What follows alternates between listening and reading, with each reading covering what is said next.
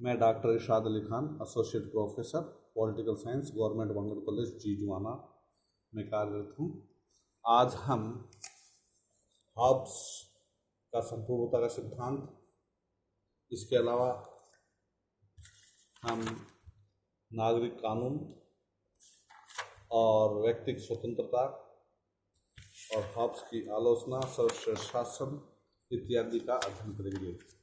Hobbs का पहले हम लेते हैं संप्रभुता का सिद्धांत। संप्रभुता का सिद्धांत जो है हमारे यहाँ पर पूरे विश्व में संप्रभुता के लिए बोधा का यह दावा उचित नहीं कि उससे पूर्व किसी भी दार्शनिक द्वारा इसका प्रतिपादन नहीं हुआ है। प्राचीन काल के यूनानी दार्शनिकों तथा मध्यकाल के रोमन न्यायविदों ने चर्च राज्य सामंतों के संघर्ष में अनेक लेखकों ने इस सिद्धांत का बराबर प्रतिपादन किया। राजतंत्र के शासन में शासक की सर्वोच्चता की बात वास्तव में अरस्तु की संप्रभुता की झलक दिखती है। वह कुलीन तंत्र में कुछ सामंतों में, प्रजातंत्र में समस्त जनता में राजसत्ता का वास बताता है। मध्यकाल में इस राजसत्ता के प्रचार के लिए स्थिति अनुकूल न थी, क्योंकि राज्य के में सर्वोच्चता राजा में होनी चाहिए या पोप में, इस विषय पर मतभेद था। 16वीं शताब्दी में बोधा और हॉब्स ने इसका पुनः प्रतिपादन किया।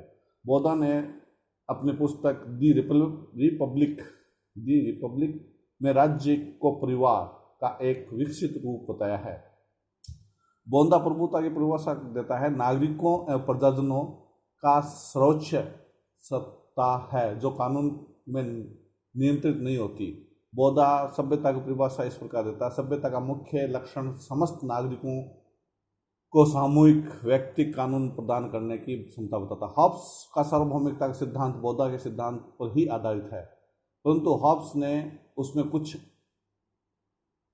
नवीनता जोड़ दी है। हॉब्स का मत है कि सार्वभौमिक शक्ति सर्वोपरि होती है, कानून का स्रोत भी वही सर्वोपरि शक्ति है, कानून से सर्वोपरि शक्ति ऊपर होती है। इसी प्रकार से बोधा और हॉब्स में आपस में इस प्रकार से विचार व्यक्त हुए। हॉब्स ने संप्रभुता को उस व्यक्ति या व्यक्ति समूह में निहित मानता है जिसे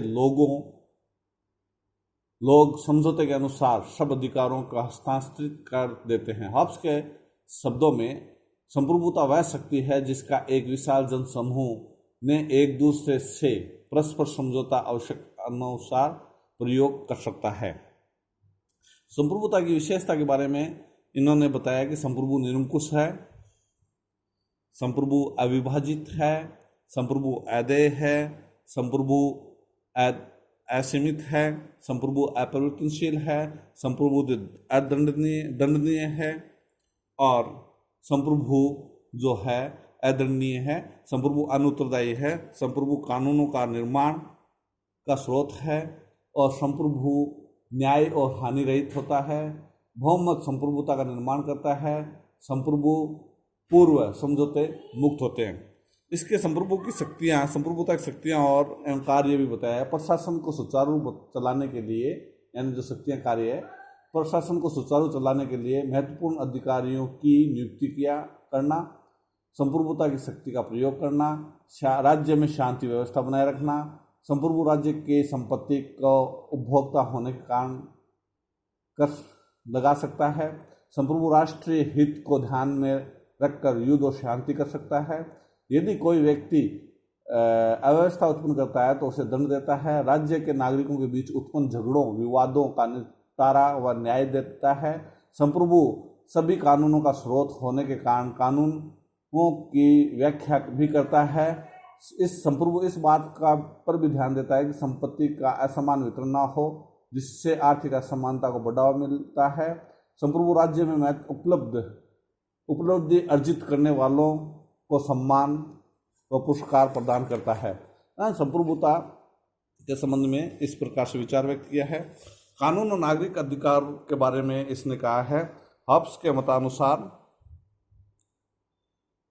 संप्रभु के आदेश ही कानून है। प्रजा के लिए कानून वे नियम है जिनके अनुसार प्रजा को उचित और अनुचित का मार्ग बताया गया है। ये कानून लिखित भी हो सकते हैं और अलिखित भी।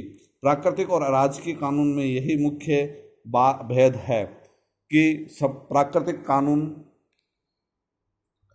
बुद्धि के ऐसे आदेश है जिन्हें केवल अलंकारिक रूप में ही कानून कहा जा सकता है, क्योंकि कानून माना जा सकता है रीति रिवाज, नैतिक नियम आदि सीमा तक कानून माने जा सकते हैं जहां तक संप्रभु उन्हें स्वीकार करें। हॉब्स के अनुसार जीवन रक्षा हेतु राज्य का निर्माण किया गया है, अतः जो कुछ अधिकार और स्वतंत्रता राज्य नागरिकों को स्वेच्छा से दे, नागरिक को केवल वे ही अधिकार प्राप्त हो सकते हैं। नागरिक कानून के बारे में भी हॉब्स ने बहुत कुछ लिखा है। नागरिक कानून यानी कि नागरिक हॉब्स के संप्रभुता के सिद्धांत का प्रतिफल है।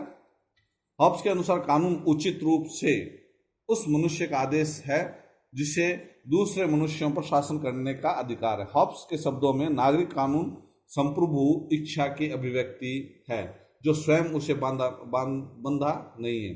नागरिक कानून के प्रकार इसने बताए हैं, निषेधात्मक कानून और दूसरा बताया है आज्ञात्मक यानी दंडात्मक कानून। निषेधात्मक कानून इसमें समस्त नागरिकों को कानून और गैर कानूनी कार्यों का ब्यौरा बताया गया है। आज्ञात्मक और दंडात्मक इसमें राज्य का संप्रभु ही कानूनों का एकमात्र स्रोत और व्याख्याकार होता है। इस प्रकार से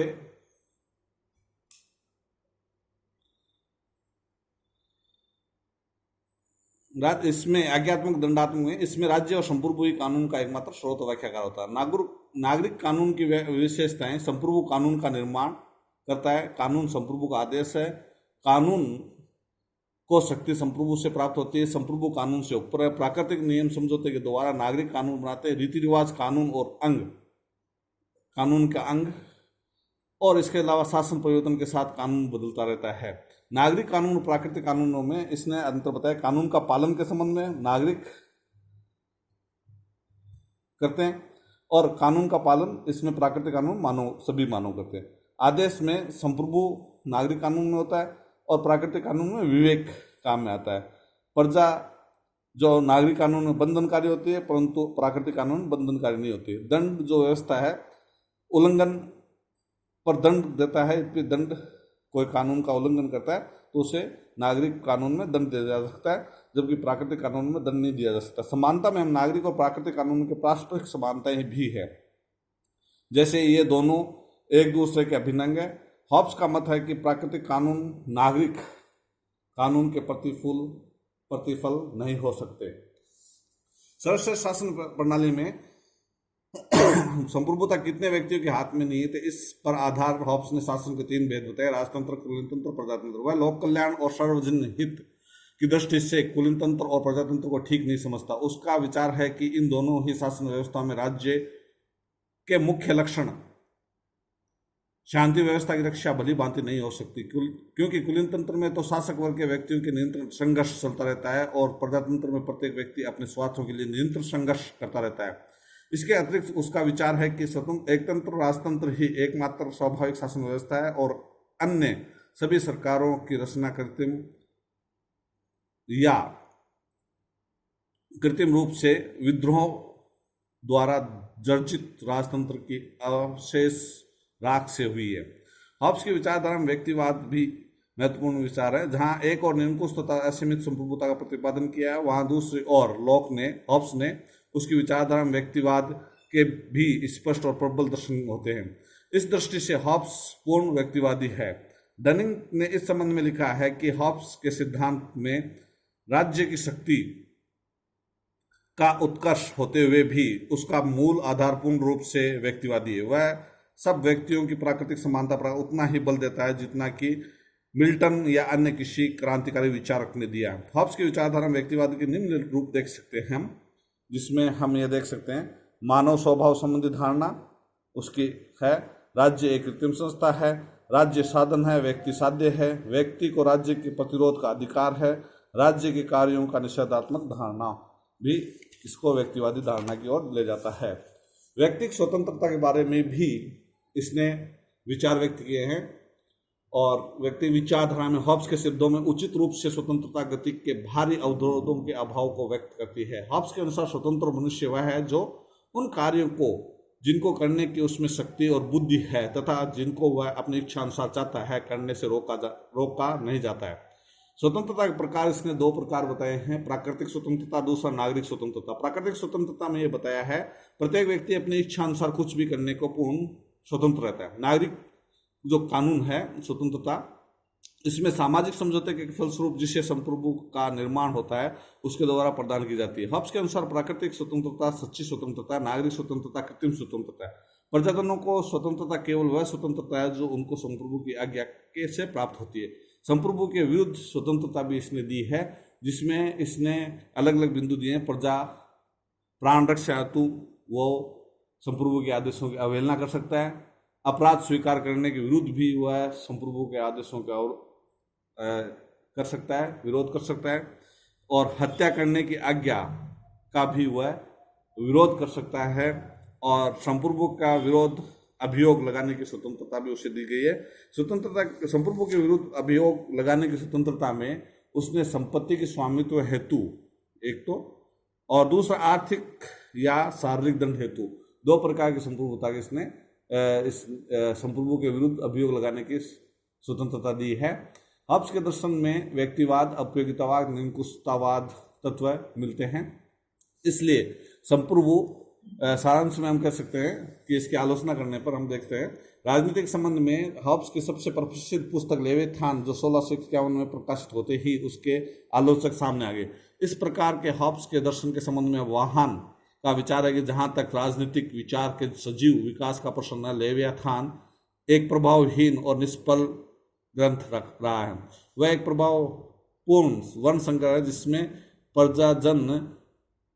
प्रजनन की कोई सामर्थ्य नहीं है और वह इससे उपेक्षा का पात्र भी है। हॉब्स की आलोचना मानव स्वभाव संबंधी धारणा एकांकी है, समझौता नितांत तार्किक है, प्राकृतिक अवस्था का वर्णन अवास्तविक है, समझौते की शर्तें बुद्धि संगत है, राज्य संबंधी धारणा में रचनात्मकता का अभाव है, विधि संबंधी धारणा संकीर्ण है, राज्य सरकार में अंतर नहीं है किया है, निरंकुश प्रभु सत्ता का समर्थन अनुचित है।